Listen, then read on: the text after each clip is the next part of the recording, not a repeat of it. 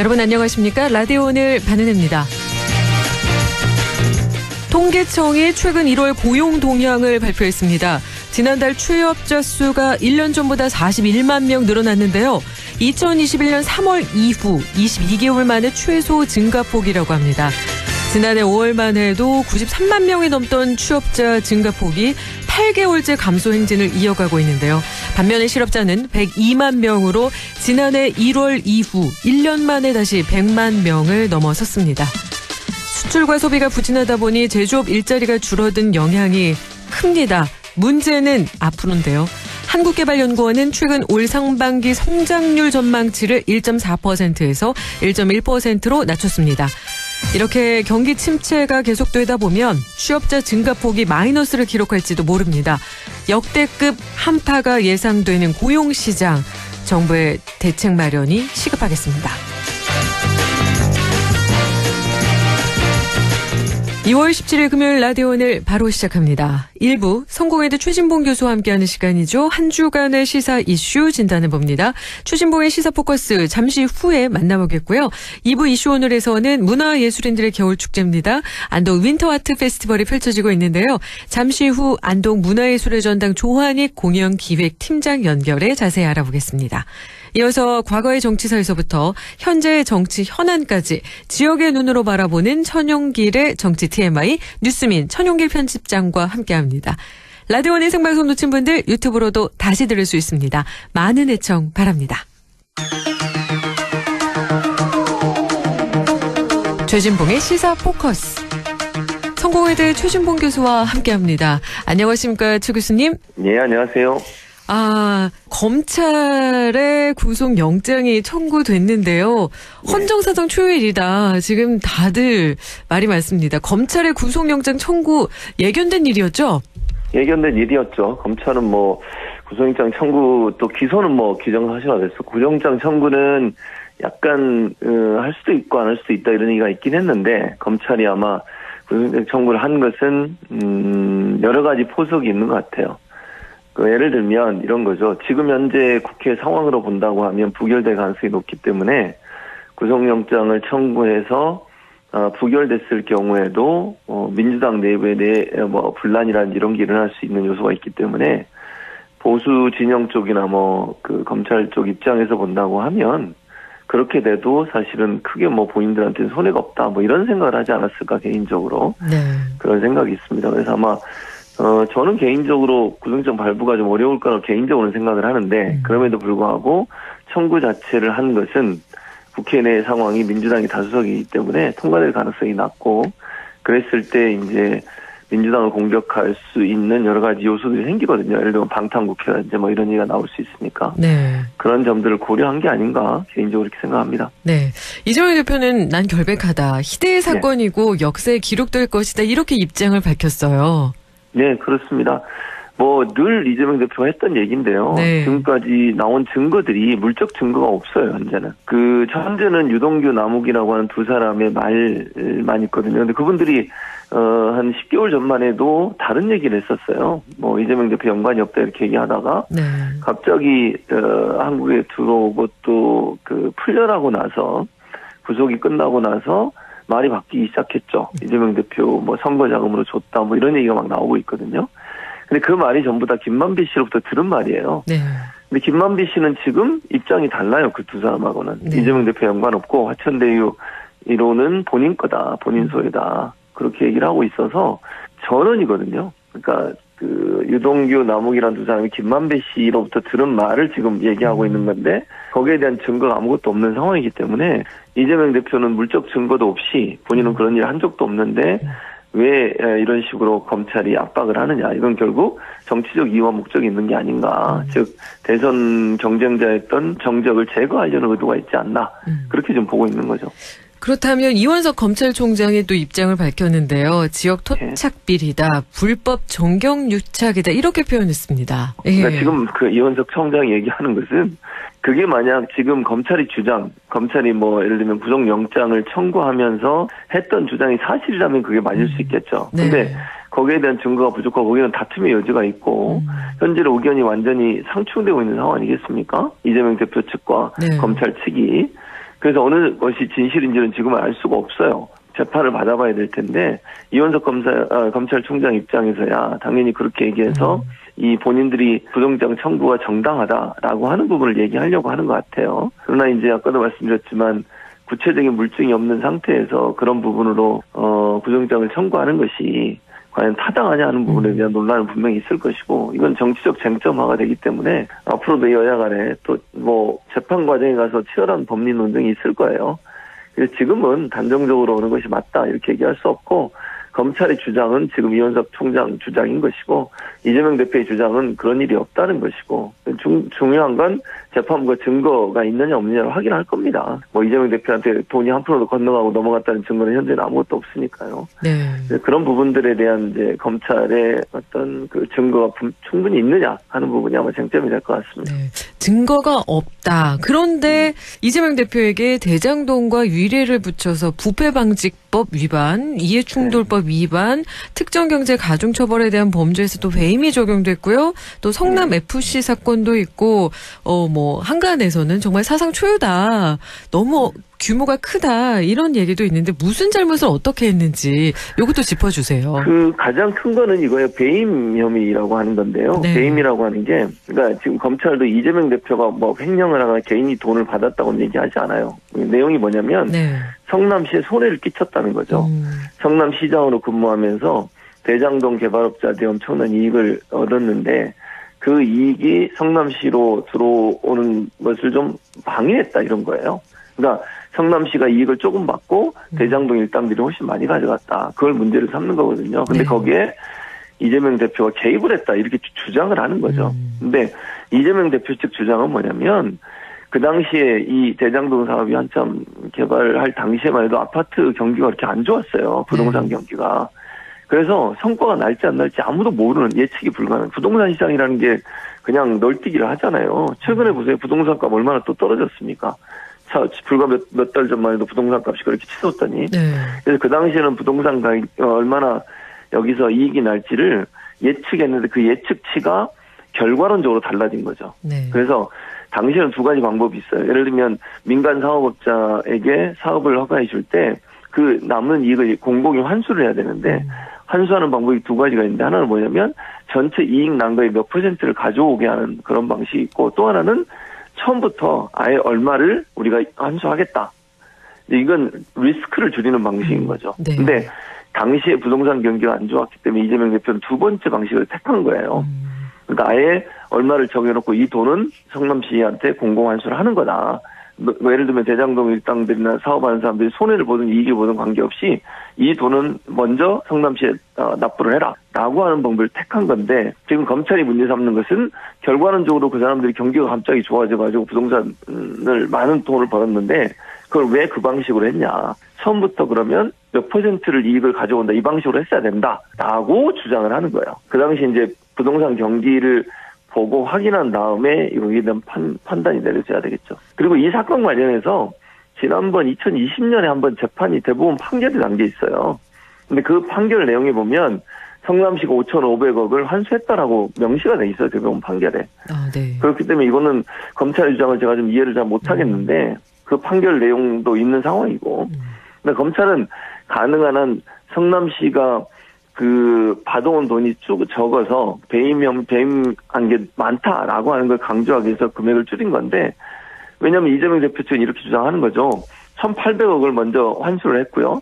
그리고 거기서 한 10km 정도 떨어진 곳에 공원을 만드는데 그것도 대장동 일당들이 부담하게 했고 대장동 터널을 뚫었어요. 그 터널도 민간인, 그러니까 대장동 사업을 하는 사람들이 그것도 비용을 대라. 그래서 그 비용까지 다 합쳐서 5,500억을 환수를 했다라고 주장을 하고 있고 검찰은 그걸 인정을 안 해주는 거죠. 한마디로 얘기하면. 그래서 이제 금액을 줄이고 있는 상황이죠. 그렇다면 성남시장이 민간업자들에게 왜 이렇게 천문학적인 액수를 몰아줬을까? 배임을 했다면 배임의 이유는 뭐 대가는 있어야 되는데 이런 부분은 검찰은 어떤 시각으로 보고 있는 건가요? 지금 검찰은 이게 이제 유동규 남욱의 진술을 때문에 이렇게 된 거예요. 유동규 남욱 두 사람이 그전에는 뭐 이재명은 뭐 이런 표현 방송에서 CR도 안 먹히는 사람이다 이런 표현까지 했었거든요. 그런데 갑자기 입장을 바꿔가지고 정진상, 김용을 통해서 돈을 줬다는 거예요 지금. 그리고 돈을 뭐 줬다라고 얘기한 부분도 있고 일부분도 이렇게 얘기한 것도 있죠. 어디다 이제 이걸 주기로 했다. 예를 들면 그게 지금 유동규 남욱의 주장이에요. 근데 정진상 김용은 지금 조속돼 있는 수사하는 과정에서 돈을 받은 적이 없고 돈을 요구한 적도 없다 지금 이렇게 부딪히고 있는 거거든요. 그러니까 결국 이제 뇌물이라는 게 이재명 대표는 직접 관계는 하나도 없어요. 근데 선거 자금으로 쓰기 위해서 정진상, 김용 이 두 사람한테 돈을 주기로 약속을 했다라고 하는 게 지금 유동규 남욱의 주장이에요. 근데 정진상, 김용은 그렇지 않다라고 주장을 하고 있고요. 그걸 이제 뇌물로 보는 거죠. 한마디로 얘기한다면 검찰은. 그렇다면 이제 또 중요한 것은 체포동의안인데요. 체포동의안 정말 뭐 부결될 거다 가결될 거다 여러 가지 말이 많은데 우리 교수님께서는 어떻게 보실까요? 저는 부결될 가능성이 높다고 봐요. 왜냐하면 뭐 민주당에서 물론 일부 한두 명의 의원들이 약간 좀 부정적인 얘기를 하고 있지만 전체 이제 과반 출석의 과반이 이제 찬성을 하는 거냐 아니면 부결을 시킨 거냐 이거거든요. 지금 현재 169석을 민주당이 갖고 있고요. 그 중에 뭐 이탈표가 많이 나올 거라고 주장을 하지만 일부에서는 저는 그러라고 보지 않고 뭐 한두 명, 뭐 서너 명 정도 이탈표는 나올 수 있지만 제가 볼 때는 이탈표가 많아서 부결까지 가는 그런 상황이 벌어질 가능성은 저는 낮다고 봅니다. 그러면 부결된다면 그 이후에는 이재명 대표나 민주당 어떻게 대응할지요? 제가 볼 때는 민주당 입장에서 오늘도 이제 아마 국회에서 그거 했는데 검찰 독재 규탄 대회를 했거든요, 의원들이. 근데 앞으로도 그런 태도로 갈 것 같아요. 이제 검찰이 정치적으로 정적 제거, 정치적인 탄압을 하고 있다라고 하는 부분들을 부각을 하면서 이재명 대표를 어떻게든지 대선에 못 나오게 하고 그런 방식을 통해서 민주당을 지금 말살하려고 한다라고 하는 주장을 계속 할 겁니다. 그리고 좀 더 공세적으로 검찰에 대한 비판 수위를 높일 거라고 보여지고요. 윤석열 정부에 대한 비판의 강도도 높아질 거라고 저는 생각해요. 그래서 아마 이제 좀 더 혼란이 오지 않을까. 그러니까 정치계가 국회도 그렇고 장외투쟁도 좀 더 많아질 것 같습니다. 예전에 한 번 했거든요, 민주당이. 그런데 그 장외투쟁 횟수도 많아지면서 좀 더 강도가 높은 장외투쟁과 장내투쟁을 병행하는 그런 투쟁 노선으로 가지 않을까 그렇게 보여집니다. 네, 정치계가 더 혼란스러워질 거다 이렇게까지 말씀을 해주셨는데 그럼 이번에는 국민의힘 전당대회 이야기를 좀 해볼까요? 당대표 후보들의 1차 토론도 있었고 현재 판세를 보면 천하람 후보가 이렇게 어깨를 나란히 한다 이런 뉴스 기사도 올라오고 그렇더라고요. 네, 지금 천하람 후보의 지지율이 상승세고 안철수 후보의 지지율이 하락세거든요. 저는 그 이유는 안철수 후보가 너무 정체성을 명확하게 하지 않아요. 안철수 후보는 윤계로 분류되는 걸 부담스러워하는 것 같아요. 그러니까 대통령에 반대하는 입장이 아니다. 자기는 친윤이다. 이런 주장을 계속하는데 김기현 후보 측에서는 안철수 후보를 비윤이라고 계속 얘기하잖아요. 그러면서 중간에서 애매한 태도를 취하고 천하람 후보는 차라리 비윤계를 표방하면서 윤석열 정부나 윤핵관을 막 비판하잖아요. 그러니까 김기현 후보나 윤핵관의 이런 행동 또는 대통령의 당무 개입에 반대하고 싫어하는 국민의힘 지지자들이 당원들이 안철수 후보를 지지하다가 색깔이 애매모호하니까 천하람 후보 쪽으로 가는 거예요. 결국 선명성에서 안철수 후보가 제대로 안 하다 보니까 비명계의 깃발을 든 천하람 후보 쪽으로 표가 쏠리는 양상을 보이고 있다 이렇게 볼 수 있겠죠. 네, 그러면 이 천하람 후보의 약진 이번 전당대회에 어떻게 영향을 미치게 될까요? 일단 저는 이제 천하람 후보가 결선까지 갈 거냐 하는 부분은 약간 저는 의문이 있어요. 그러면 결국 안철수, 김기현 두 분이 갈 텐데 결선에 초반에 아마 끝나진 않을 것 같고요. 그렇게 됐을 경우에 천하람 후보를 지지했던 표가 과연 어디로 갈 거냐. 그게 중요하지 않겠습니까? 제가 볼 때는 천하람 후보를 지지했던 표들이 안철수 후보한테 그대로 갈 거라고 생각하지 않아요. 분산될 가능성이 있어서 제가 볼 때는 김기현 후보가 당선될 가능성은 높다. 그러나 1차 경선에서 바로 50% 이상을 차지하기는 어려울 것 같고 결선에 가서 아마 안철수 후보를 누르고 당선이 되지 않을까 이렇게 전망이 됩니다. 네, 결선까지 가봐야 한다라는 말씀까지 해주셨고요. 윤석열 대통령을 명예 당대표로 하자 이런 말도 나오고 있는데요. 윤심 논란 끊이지 않고 있는 부분, 이 부분은 어떻게 보실까요? 저는 대단히 부적절하다고 생각해요. 우리나라 민주주의가 계속 발전해 오면서 예전에는 대통령이 당의 총재 역할까지 하고 공천장도 청와대에서 나눠주고 이랬거든요, 예전에. 네. 근데 그게 잘못됐다는 비판이 있었고, 그래서 대통령은 당선되고 나면 그냥 당원으로 남고 총재나 아니면 대표를 하지 않았어요. 왜냐면 어떤 정당이 대통령에 의해서 이제 좌지우지되거나 영향을 받는 건 민주주의 후퇴다. 그런데 지금 그걸 다시 하겠다고 하는 것이 과연 타당한가? 대통령이 국민의힘에 여러 가지 당무에 개입할 수 있는 여지가 생기는 것이기 때문에 그것은 민주주의 발전에 도움이 안 되고, 정당이라고 하는 것은요, 정부가 잘못하면 비판할 수도 있어야 돼요. 아무리 같은 예를 들면 그 당의 출신이 대통령이 됐다 하더라도. 그런데 이제 명예 당대표가 되고 나면 그런 일을 하기 어려워지지 않겠어요? 네. 그래서 저는 그거는 민주주의 발전에 도움이 안 된다, 그렇게 생각합니다. 민주주의 발전에 도움이 안 된다라는 말씀까지 해주셨고요. 이 얘기도 빼놓을 수가 없을 것 같습니다. 김건희 여사 주가 조작 특검을 정의당은 50억 클럽 특검으로 추진하고 있는데 어떻게 될까요? 저는 이 부분은 민주당이 합의를 안 할 것 같아요. 그러니까 정의당은 추진을 하지만 국민의힘은 당연히 반대할 가능성이 있고요. 민주당은 네. 지금 김건희 여사 특검을 하자는 거 아니겠습니까? 네. 근데 50억 클럽만 해가지고는 안 된다고 보여요. 대장동, 김건희 두 개의 쌍특검 하자는 게 민주당의 주장이기 때문에 정의당이 이렇게 주장한다 해도 어려울 것 같고요. 그리고 지금 정의당의 의석수 6명이거든요. 6석인데 네. 자체적으로 하긴 좀 어려운 상황이고 민주당이 협조를 받아야 되는데 협조를 받으려면 아무래도 이제 김건희 특검도 함께 얘기가 될 것 같아요. 그래서 민주당의 김건희 특검과 동시에 하면 모를까 50억 특검만 따로 하는 것은 좀 어렵지 않을까 그렇게 생각합니다. 네, 오늘 말씀 여기까지 듣겠습니다. 고맙습니다. 네, 감사합니다. 지금까지 최진봉의 시사포커스 성공회대 최진봉 교수와 함께했습니다. 라디오 오늘 1부 여기까지고요. 잠시 후 2부에서 뵙겠습니다.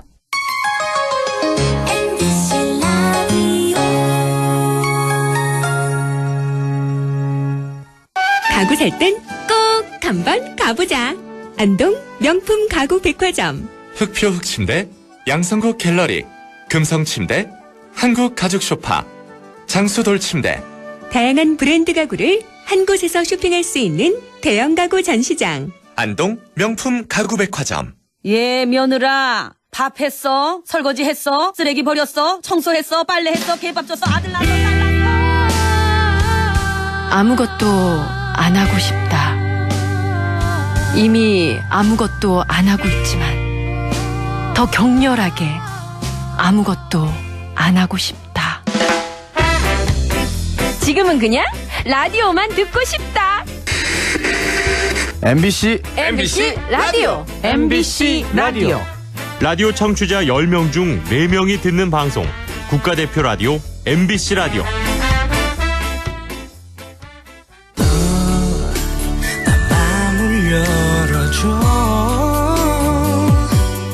다가가 나 속삭이도록 언제나 내 생각으로 행복해야 해요.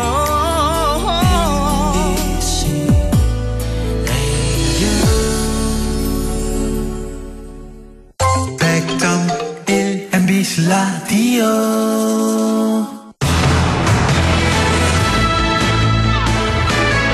라디오 오늘 2부 순서 이슈 오늘입니다.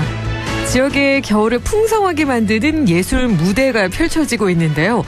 2023 안동 윈터 아트 페스티벌이 지난주부터 안동 문화예술의 전당에서 펼쳐지고 있습니다.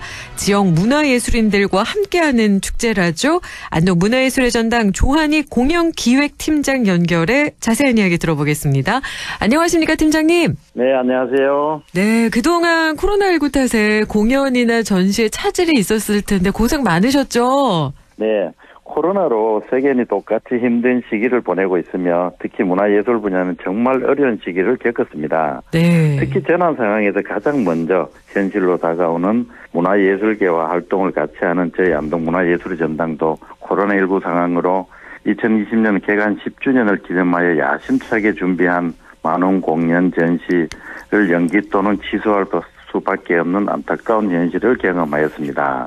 하지만 코로나 시기에도 지역 예술인들의 경력 단절 방지와 지속적인 활동을 위하여 무관중 공연과 온오프라인 공연 등 다양한 방안을 모색하여 어려운 시기를 극복하기 위하여 다양한 방법으로 공연을 진행하였습니다. 네, 그렇게 또 고생을 해주셨기 때문에 우리 안동에 계신 또 경북 북부에 계신 분들이 공연과 정시를 즐기실 수 있었을 것 같은데요. 실내 마스크 의무 착용이 해제됐는데 아직 공연장에서는 착용하시는 분들이 많다고요? 네, 2024년 1월 31일 기준으로 실내 마스크 착용 의무가 해제되었지만 아직 공연장에서는 많은 분들이 마스크 착용을 하고 공연을 관람하고 계십니다. 본인의 건강과 혹시라도 타인에게 피해를 최소화하기 위한 배려라고 생각합니다. 서로를 위한 그런 마음이 느껴지는데요. 이제 실내 마스크 착용도 해제가 되고 안동문화예술의 전당도 한층 활기차고 바빠지신 것 같은데요. 지난주 주말이네요. 안동 윈터아트 페스티벌이 시작이 됐죠. 우선 이 윈터아트 페스티벌이 무엇인지 자세한 설명 부탁드리겠습니다. 네, 윈터아트 페스티벌은 안동 겨울 공연 예술 축제입니다. 안동문화예술의 전당은 2014년부터 지역 예술인을 대상으로 APAF 안동 퍼포밍 아트 페스티벌로 안동 공연 예술 축제를 시작하였습니다. 2014년에는 이 첫 해로 지역의 몇 개 단체만 신청을 하여 진행하였으나 해를 거듭할수록 참여하는 예술 단체와 예술인들이 더 늘어나고 있습니다. 당초에는 공연만 진행을 하였으나 2019년부터는 전시 분야까지 확대 운영을 하고 있습니다. 2023년 올해 9번째로 진행하고 있으며 지역의 공연 및 전시 예술 사업으로 지역에서 자생적 활동력을 가진 민간 예술 단체들에게 전문 공연장과 갤러리 등의 시설 활용과 실비를 제공하여 전문 예술인들의 활동 유도와 역량 강화로 레파토리 개발과 수준 있는 예술 활동을 실현하기 위한 의미 있는 사업입니다. 또한 현재 국가 정책으로 활성화를 유도하고 있는 문화도시와 지역문화진흥을 위한 사업의 일환으로 지역 예술인들의 활동을 지원하며 각종 동호회까지 확대 운영하여 지역민들의 볼거리 제공과 문화향유, 특히 관객 개발에 크게 기여하고 있습니다. 그리고 2023년 윈터아트 페스티벌은 지난 11일 토요일 풍물급회 참넉 공연을 시작으로 14개의 공연단체와 4개의 전시가 막을 올렸습니다. 와, 9년째, 그러니까 9번째 진행했다는 것 자체가 그동안 얼만큼 성장했는지 보여주시는 게 아닌가 싶은데요. 정말 우리 지역민들은 더 박수치면서 좋아하실 것 같은데 2023 안동 윈터아트 페스티벌 주목해 볼 만한 공연과 전시로는 어떤 것들이 있을까요? 네, 각 공연과 전시는 특색 있는 프로그램으로 구성하여 진행합니다.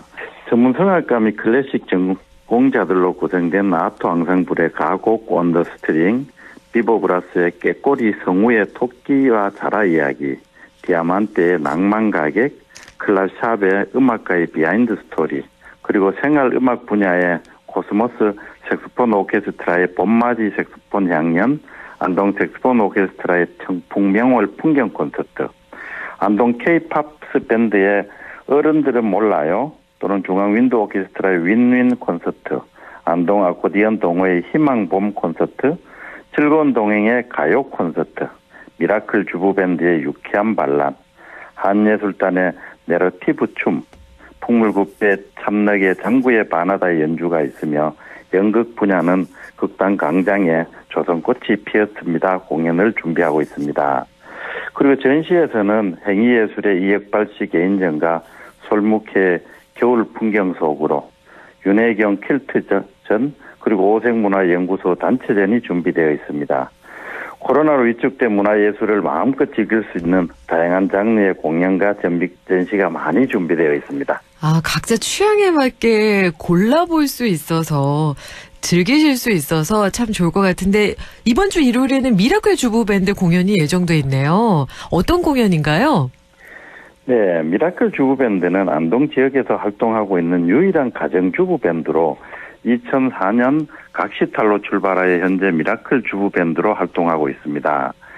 여성 인구의 절반을 차지한 아줌마, 엄마, 아내, 딸로 며느리로 살아가는 현실에서 주부들의 스트레스를 떨쳐버리는 유쾌한 반란으로 여성만의 감성적 선율과 리듬을 만나볼 수 있는 기타, 베이스, 드럼, 보컬, 건반의 음악 향연으로 락 발라드가 흥행했던 80년대 다양한 대중음악과 감성을 자극하는 가사의 아름다운 곡들을 여성의 밴드의 카리스마로 만날 수 있습니다. 이 공연은 다가오는 2월 19일 일요일 오후 5시 백조홀에서 진행될 예정입니다. 일요일 나들이 삼아 한번 예술의 전당으로 들려보셔도 좋을 것 같은데요. 다음 주 화요일이네요. 화요일에는 한예술단 공연이 예정이 돼 있고 또 금요일에도 예정이죠. 중앙윈드 오케스트라 공연에 대해서도 좀 더 알고 싶은데 소개 부탁드리겠습니다. 네. 2월 21일 진행하는 한예술단은 우리 전통 예술을 배우고 익혀 우리 문화의 우수한 예술성을 계승 발전시키고 현대와 소통할 수 있는 연결고리를 창작하여 관객들에게 감동을 주는 수준 높은 작품을 기획하여 공연하며 2012년 창단한 전문예술단체입니다. 한예술단의 이번 공연 내러티브 춤은 한국 무용을 추고 있는 한 무용수의 삶의 이야기이며 우리 춤의 함축적 역사를 내포하고 있는 이야기입니다. 세부적으로 살펴보면은 1막에서는 일제강점기 태평무를 추다. 2막에서는 우리 춤을 추고 있는 나, 그리고 우리. 3막에서는 우리들의 춤 레파토리 화선무, 한량무, 모든북, 진도북춤, 상고무 등으로 구성하여 공연합니다. 다가오는 21일 화요일 저녁 7시 30분 웅부홀에서 공연을 진행하며 우리의 춤을 만끽할 수 있는 좋은 기회가 될 것입니다. 그리고 24일 금요일 공연하는 안동중앙윈드 오케스트라는 2008년 창단한 지역 전문 관악단체로서 대다수 단원들이 클래식 음악 전공자로 구성되어 있습니다. 화려하고 웅장한 악기 구성으로 특유의 울림과 신나는 레퍼토리의 윈드 오케스트라는 연주자와 관객이 함께하는 공연으로 안동 지역민들의 문화향유를 위해 노력하고 있는 전문예술단체입니다. 이번 공연은 바람이 들려주는 소리라는 컨셉으로 윈드 오케스트라 특유의 웅장하고 화려한 사운드로 관객들에게 다양한 바람의 소리로 진한 감동과 울림을 전해드리고자 프로그램을 구성하였습니다. 24일 저녁 7시 30분 웅부홀에서 진행하며 웅장한 클래식을 경험할 수 있는 좋은 기회가 될 것입니다. 와, 화요일에는요, 여러분 눈이 즐거울 것 같고요. 금요일에는 온 몸이 이 연주를 듣다 보면은 여러분 마음에 그런 무거운 것들을 다 흘려보낼 수 있을 것 같구나라는 생각이 드는데요. 그리고 윈터아트 페스티벌 관련 공연은 아닌데 오늘 저녁이네요. 안동 문화예술의 전당 2023 새 음악회 소식인데요. 어떤 음악회일까요? 네, 이번 2023년 새 음악회는 유럽 바로크 중심의 프랑스 루이 14세 시대의 음악을 경험할 수 있는 공연으로 프랑스 베르사유 궁전 왕립 오페라 오케스트라의 국내 첫 내한 공연입니다. 이번 공연은 당시 최상의 기교와 테크닉을 자랑했던 카스트라토의 오페라 곡들을 원전 악기로 구성된 오케스트라로 들을 수 있는 공연입니다. 이 원전 악기는 고악기 또는 시대 악기라고도 부르는데요. 현대적으로 변형된 악기가 아니라 바로크 시대에 사용한 악기 그대로 사용하거나 최대한 그 모습 그대로 복원한 악기입니다. 예를 들어 바흐의 푸가를 현대 피아노로 흔히 연주되지만 그 당시에는 쳔발로로 연주하였는데요. 이 쳔발로가 피아노가 나오기 전인 16에서 18세기에 사용된 원전 악기에 속합니다. 원전 악기를 볼 수 있는 경우가 드문데 원전 악기로 구성한 오케스트라로 구성된 오케스트라 공연은 더욱 흔치 않으실 겁니다. 바로크 시대의 음악 역사상 최초의 스타의 위치를 차지한 카스트라토를 국제적인 활동으로 바로크 음악계의 주목을 받고 있는 3명의 카운트테너로 재현합니다. 카스트라토가 물리적 거세를 통해 인위적으로 고음의 목소리를 유지했다면 카운트테너는 훈련을 통해 여성의 음역을 소화한다는 점에서 큰 차이가 있습니다. 그리고 이번 공연은 당시 연주되었던 프로그램을 기반으로 현 시대의 카스트라토 음역을 가장 근접하게 노래하고 있는 3명의 카운트테너로 구성하였습니다.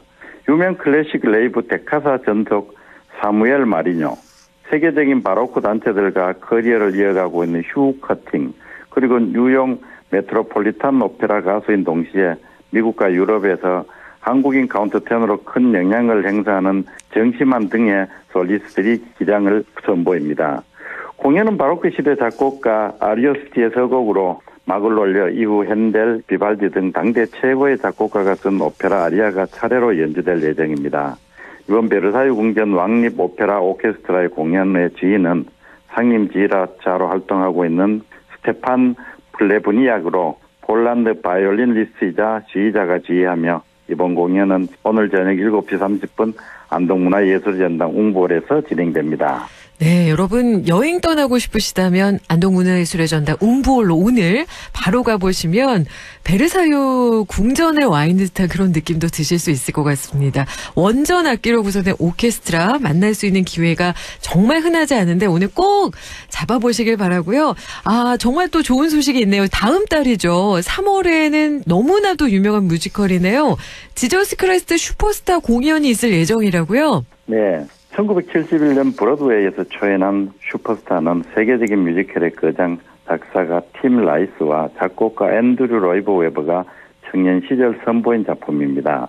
작품 발표 이후 빌보드 올해의 음반, 웨스트엔드 최다 공연 등 연일 기록을 세웠으며 앤드류 웨버의 1981년 대표작 뮤지컬 캐츠, 그리고 1986년 오페라 유령가 팀 라이스의 섬세한 가사로 유명한 1997년 라이온킹, 1998년 아이다 이전에 발표된 작품인 만큼 두 거장의 탄생과 동시에 전설의 무대, 신화의 시작을 알리는 신호탄이라고도 불립니다. 죽음을 앞둔 예수의 마지막 7일간의 여정과 그를 둘러싼 인물들의 관계로 그린 락 뮤지컬입니다.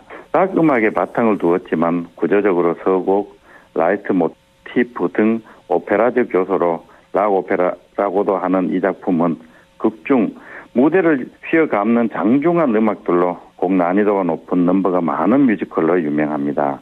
특히 지저스의 솔로 넘버인 겟세마네는 모든 뮤지컬 넘버 중 최고의 난이도로 불리는 넘버로 유명합니다. 그리고 이 작품은 성경을 소재로 하고 있지만 예수를 슈퍼스타로 묘사하는 등 종교적인 관점이 아닌 운명 앞에서 고뇌하는 인간적인 관점으로 해석이 화제가 된 뮤지컬이며 대사 없이 오직 노래만으로 이어가는 성수로 작품으로 일반적인 뮤지컬이 배우들이 노래 사이에 대사를 주고받는 것과 달리 캐릭터 소개나 줄거리 등 모든 부분을 노래로 처리하는 부분 또한 오페라에 가까운 뮤지컬로 불립니다. 하나님의 아들이라 불리는 12제자의 리더이자 신의 예언한 죽음의 길에 대해 고뇌하는 지저스에게는 마이클 리와 임태경이, 작품 안에서 지저스와 대적하는 제자 중 한 명인 유다에겐 한지상, 윤영열, 백형훈, 성강이, 그리고 나약함과 우아함을 지닌 지저스 지지자 마리아에겐 김보경, 정은하가 출연합니다. 그리고 슈퍼스타는 폭발적인 가창력을 기본으로 섬세한 감정 연기까지 요구하며 따라서 작품에 참여하는 것만으로도 뮤지컬 배우로서 그 뛰어남을 드러낸과 동시에 한층 더 도약할 수 있는 기회로 인식되어 왔습니다. 이들은 그 저력을 입증하기에 의심의 여지가 없는 슈퍼 게스트로 오리지널 게스트의 기한과 뉴페이스의 합류로 완성된 이번 캐스팅은 공연을 즐길 수 있는 또 다른 포인트가 될 것입니다. 그리고 이번 뮤지컬 지저스 크라이스트 슈퍼스타 50주년 기념 특별 한국 공연은 서울 공연 후 부산, 경기, 익산, 성남 공연 후 마지막으로 안동문화예술의 전당에서 3월 4일과 5일 오후 2시와 6시 30분에 만나실 수 있습니다. 코로나로 인하여 대형 뮤지컬을 많이 기다리신 경북 북부 지역 많은 분들의 관람하실 거라고 예상됩니다. 여러분, 오페라에 가까운 뮤지컬이라고 합니다. 그냥 그 공간 안에 있는 것만으로도 많은 에너지를 받아가실 수 있을 것 같은데요. 이번 공연은 마지막 공연이라고 하니까 더 귀한 시간이 될 것 같습니다. 꼭 아직 티켓 예매를 안 하신 분들은 하셨으면 좋겠다라는 생각도 드네요. 그럼 팀장님, 끝으로 덧붙이고 싶은 말씀이 있으실까요? 네, 저희 안동문화예술의 전당은 원래 개관 13주년을 맞이하는 시점에 연간 100여 건의 다양한 공연과 10건 이상의 수준 높은 전시를 진행하고 있습니다. 그리고 지역민들의 문화예술 향유와 삶의 질 향상을 위하여 많은 문화예술 교육 사업을 진행하고 있습니다.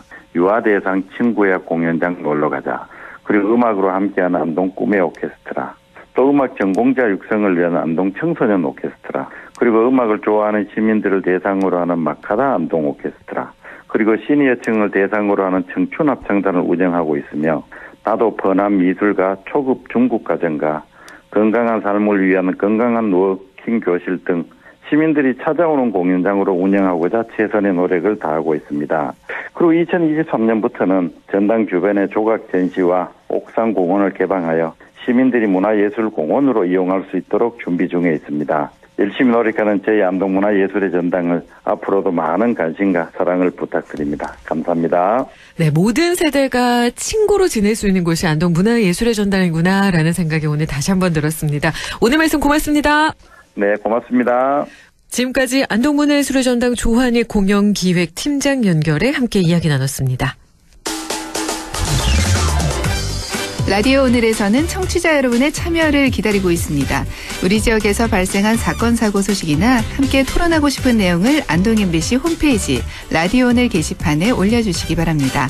전화와 문자 참여도 하실 수 있습니다. 전화는 851국에 7191번, 문자는 샵 0913번으로 보내주시면 됩니다. 문자는 단문 50원, 장문 100원의 정보 이용료가 있습니다. 여러분의 많은 참여 바랍니다.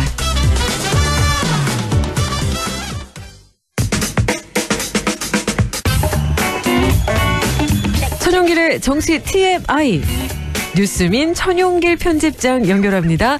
안녕하십니까 편집장님. 네, 안녕하십니까. 네, 잘 지내셨죠? 네, 잘 지내고 있습니다. 네, 오늘 정치 TMI 주제는 무엇일까요? 네, 얼마 전에 이 곽상도 전 국회의원의 뇌물수수 혐의에 대해서 무죄 판결이 나왔습니다. 그러면서 상당히 또 사회적 파장이 큰데요. 네. 이와 관련해서 정치권의 뇌물수수, 이 곽상도 전 의원 판결을 좀 살펴보고, 네. 그리고 우리 지역에서도 이번 주에 뇌물수수 혐의로 재판에 넘겨진 김주수 의성군수 관련된 이 판결이 무죄로 나왔습니다. 네. 이것도 한번 짚어보겠습니다. 네, 오늘 제가 오면서 길거리에서 플래카드를 봤는데 이게 나라냐? 이런 네. 글씨가 보였는데요. 곽상도 전 의원의 뇌물 혐의에 대해 무죄 판결이 나오면서 많은 분들이 정말 공분하고 있습니다. 맞습니다. 특히 청년들이 상당히 속상함을 토로하고 있는데요. 네. 때문에 우리 지역에서도 더불어민주당 경북도당, 대구시당 청년위원회, 대학생위원회가 대구 지방법원 앞에서 기자회견을 열고 또 판결을 성토하기도 했습니다. 이 바쁜 청년들을 대신해서 자리에 나왔다는 이 청년들은 곽상도 아들의 퇴직금 50억 원이 뇌물이 아니라면 과연 우리가 6년 일하고 퇴직금 6억 받아가는 게 상식적이지 않은가 이렇게 되묻기도 했는데요. 네. 이 곽상도 전 의원 아들이 소위 대장동 일당이라고 부르죠. 네. 이 화천대유에서 근무를 하다가 이 근무 기간이 짧았습니다. 약 3년 정도 됐었는데 퇴직금 명목으로 50억 원을 받아가게 됐고, 이게 곽상도 의원에게 뇌물을 대리로 전해준 것 아니냐, 아들을 통해서 뇌물 받은 것 아니냐라고 해서 곽상도 의원에 대한 이 재판이 진행됐는데 1심 결과가 나오게 된 거였습니다. 아니, 그런데 정말 상식적으로 이해가 되지 않잖아요, 모두가.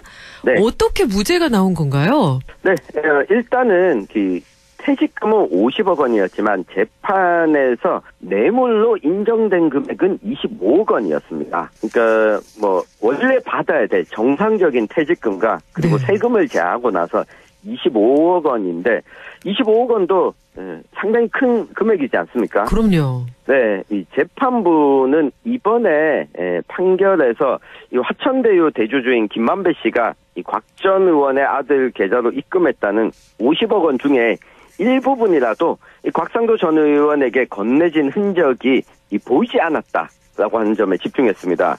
우리 뇌물수수와 뇌물공여 이 판결에 있어서 가장 첫 번째로 보는 것은 돈을 건네받은 행위를 살펴보고요. 그 다음이 돈을 건네받은 것이 대가성이 있는지를 살펴보게 됩니다. 네. 법원에서도 상식적이지 않은 액수의 퇴직금이 지급된 것은 인정하지만 이 돈, 곽상도 전 의원의 아들인 곽병철 씨가 받은 이 돈이 이 곽상도 전 의원과 연결관계가 있다고 보기에는 물증이 부족했다는 겁니다. 재판 내내 아들의 퇴직금은 본인과 무관하다라는 이야기를 곽상도 전 의원이 주장을 해왔는데요. 여기서 재판부가 들었던 것 중에 하나가 독립생계를 유지하고 있기 때문에 이 곽상도 전 의원에게 전달하지 않았다면 곽 의원의 뇌물수수 혐의는 무죄다. 이런 주장을 해왔습니다.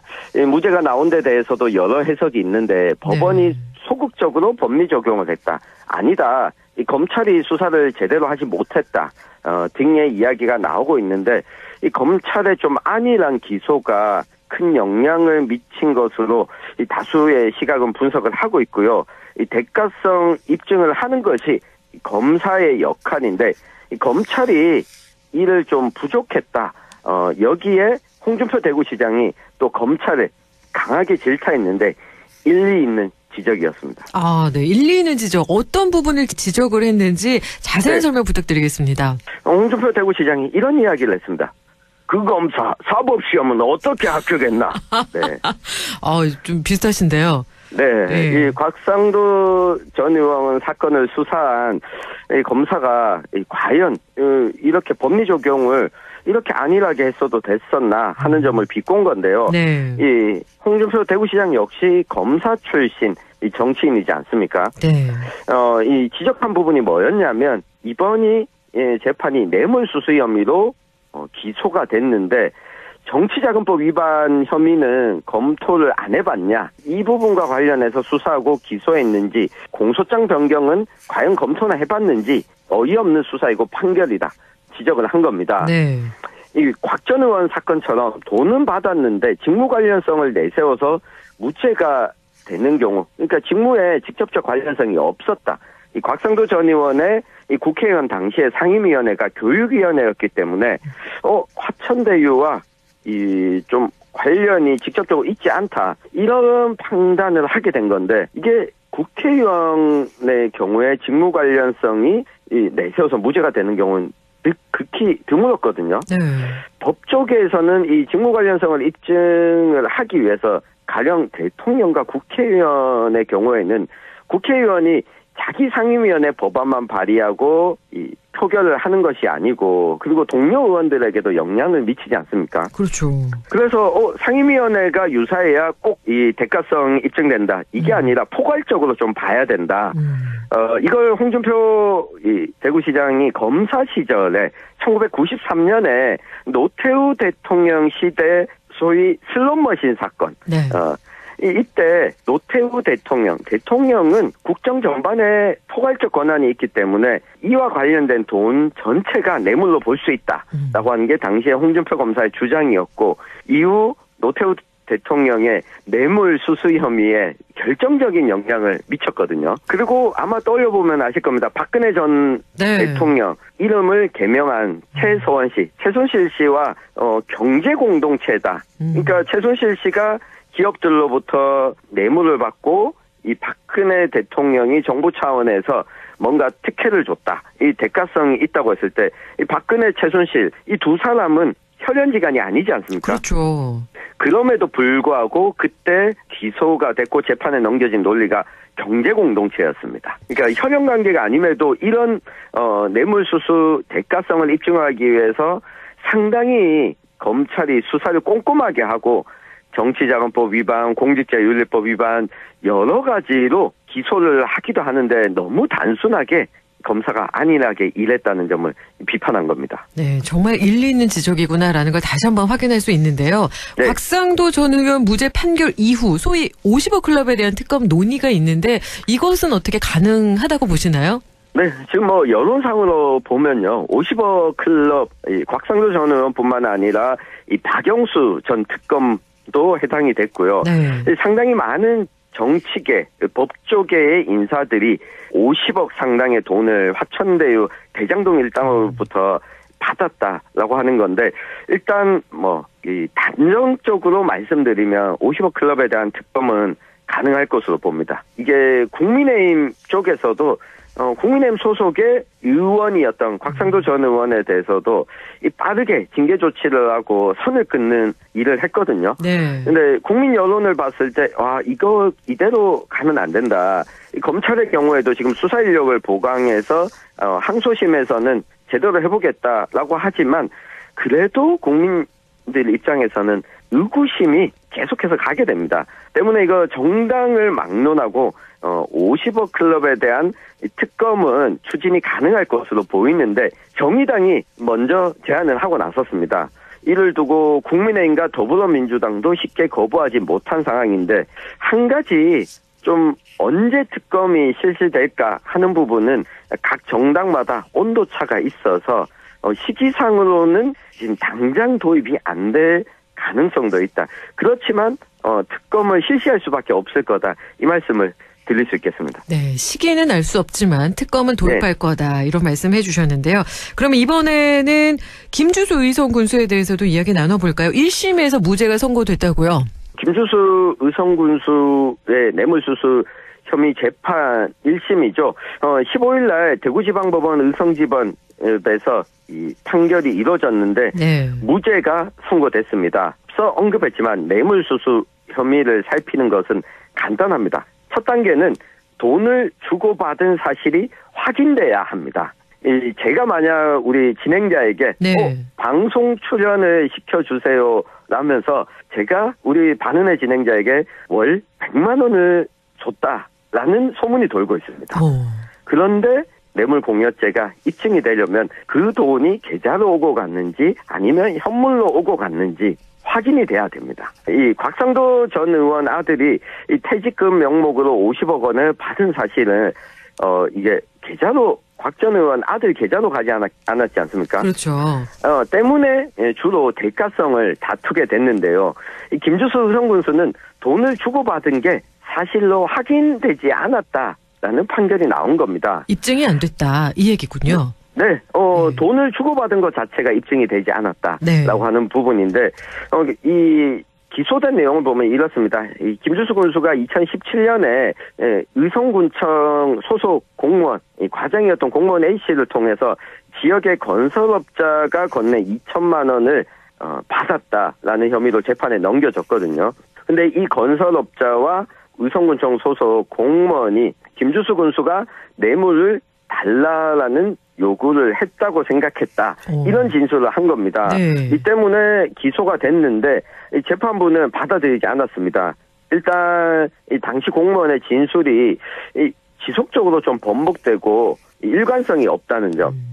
줬다고 중간에 받아서 김주수 군수에게 전달했다고 하는데 뇌물을 전달한 시기와 방법이 좀 기억나지 않는다고 했다가 갑자기 이 건설업자와 이 전직 공무원이 말을 맞춘 다음에 진술을 또 바꾸기도 했고 때문에 언제 김주수 군수에게 뇌물을 건넸는지 이것이 사실인지 확인할 수 없기 때문에 무죄다. 이 대가성의 여부와 이 관계가 없어졌습니다. 네. 오히려 전직 공무원이 제3자 뇌물 취득 혐의로 이 본인이 김주수 군수에게 건넨다고 이야기를 하면서 업자에게 돈을 2천만 원을 받았던 거죠. 그래서 김주수 군수는 빠지고 누군가에게 전달하겠다라는 명목으로 뇌물을 주고받은 혐의로 징역 8개월을 전직 공무원이 받았고 이 건설업자는 징역 4개월에 팽유에 2년을 받게 됐습니다. 이게 우리가 살펴보면 선출직 공직자의 경우에 뇌물 이야기가 나오게 되면 상당히 정치적으로도 그렇고 타격을 많이 받지 않습니까? 그럼요. 그래서 김주수 군수 입장에서는 오히려 1심에서 대가성 유무를 떠나서 아예 돈을 받은 사실이 없다라는 이 판결이 나온 것이 앞으로 지금 군정이 3선을 시작한 지 6개월 가량 지났는데 앞으로 3년 6개월 동안 좀 편안하게 정치를 계속 이어나갈 수 있을 것으로 보입니다. 오늘 이렇게 정치권 뇌물 수수에 대해서 이야기 나눠봤는데요. 앞으로 이 50억 클럽은 계속해서 지켜봐야겠습니다. 오늘 말씀 고맙습니다. 네, 감사합니다. 지금까지 천용길의 정치 TMI 뉴스민 천용길 편집장과 함께 이야기 나눴습니다.